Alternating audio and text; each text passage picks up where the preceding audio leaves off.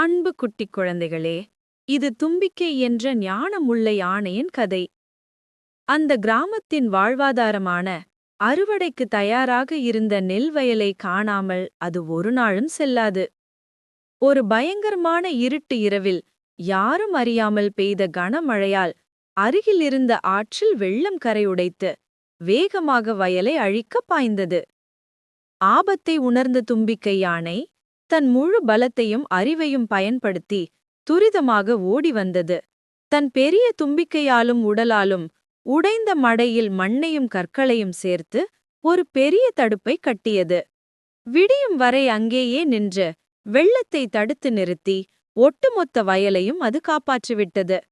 காலையில் மக்கள் வந்து பார்த்தபோது வயல் மட்டும் பத்திரமாக பச்சையாக நின்றது.